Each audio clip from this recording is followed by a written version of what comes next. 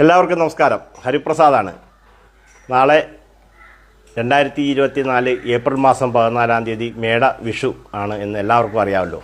അപ്പോൾ ഏറ്റവും പ്രധാനപ്പെട്ട ഈ വിഷു കണിയൊരുക്കുന്ന കാര്യത്തെക്കുറിച്ചൊരു വീഡിയോ ഇട്ടിട്ടുണ്ട്. അപ്പോൾ അതെല്ലാവരും കണ്ടു എന്ന് വിശ്വസിക്കുന്നത്. കൂടാതെ വിഷു കൈനീട്ടം വാങ്ങുന്നതിന് ഉള്ള നക്ഷത്രങ്ങൾ, ഓരോ നക്ഷത്രക്കാർക്കും ഈ വർഷം വിഷു കൈനീട്ടം ആരിൽ നിന്ന് വാങ്ങിയാൽ, ഏത് നക്ഷത്രക്കാരിൽ നിന്ന് വാങ്ങിയാൽ ഏറ്റവും ഉത്തമമാണ് എന്ന് ശാസ്ത്ര ഗ്രന്ഥങ്ങളിൽ പറയുന്നത് അതുപോലെ തന്നെ നിങ്ങളോട് പറയുന്നു.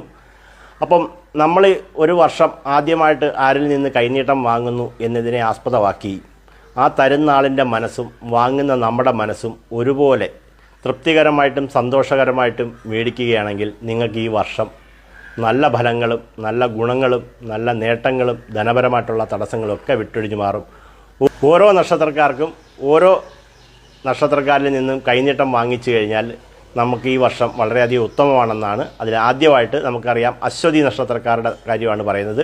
ഭരണി, പൂരം, പൂരാടം നക്ഷത്രക്കാരിൽ നിന്നും നിങ്ങൾ കൈനീട്ടം വാങ്ങിക്കഴിഞ്ഞാൽ വളരെ ഉത്തമമായിരിക്കും. അത് പ്രത്യേകം നോട്ട് ചെയ്ത് വെക്കുക. അശ്വതി നക്ഷത്രക്കാർക്ക് ഭരണി, പൂരം, പൂരാടം, അതുപോലെ തന്നെ ഭരണി നക്ഷത്രക്കാർക്ക് കാർത്തിക, ഉത്രം, ഉത്രാടം നക്ഷത്രക്കാരിൽ നിന്ന് കൈനീട്ടം വാങ്ങിക്കഴിഞ്ഞാൽ വളരെ അധികം ഉത്തമമാണെന്ന് ജ്യോതിശാസ്ത്രം പറയുന്നുണ്ട്.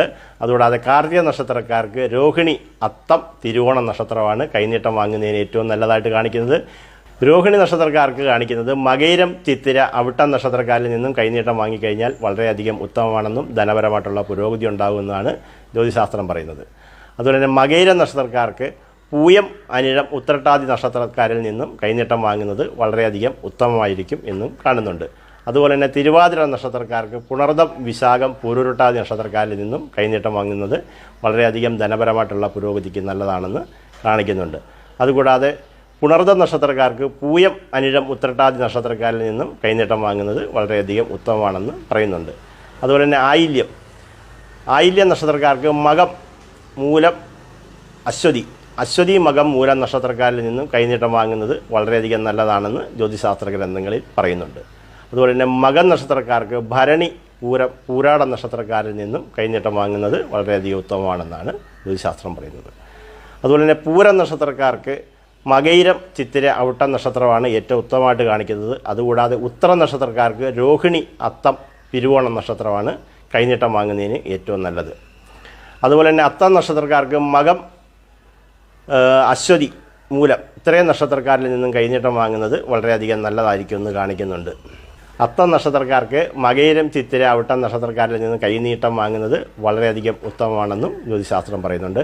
അതുപോലെ തന്നെ ചിത്തിര, തിരുവാതിര, ചോതി, ചതയം നക്ഷത്രക്കാരിൽ നിന്നും കൈനീട്ടം വാങ്ങിക്കഴിഞ്ഞാൽ വളരെയധികം ഉത്തമമാണെന്ന് പറയുന്നുണ്ട്. അതുപോലെ തന്നെ ചോതി, ആയില്യം, തൃക്കേട്ട, രേവതി നക്ഷത്രക്കാരിൽ നിന്നും കൈനീട്ടം വാങ്ങുന്നത് വളരെയധികം ഉത്തമമായിരിക്കും. അതുപോലെ തന്നെ വിശാഖം, പൂയം, അനിഴ, ഉത്രട്ടാതിയാണ് നിങ്ങളുടെ ഏറ്റവും നല്ല ധനനക്ഷത്രങ്ങളായിട്ട് കാണിക്കുന്നത്. അപ്പം ഇത്രയും നാളുകളിൽ നിന്നും കൈനീട്ടം വാങ്ങുന്നത് നിങ്ങൾക്ക് ധനപരമായിട്ടുള്ള പുരോഗതിയും ഐശ്വര്യങ്ങളൊക്കെ ഉണ്ടാകുന്നതിന് വളരെയധികം നല്ലതാണെന്നും പറയുന്നുണ്ട്. അടുത്തതായിട്ട് അനിഴം നക്ഷത്രക്കാരുടെ കാര്യമാണ് പറയുന്നത്.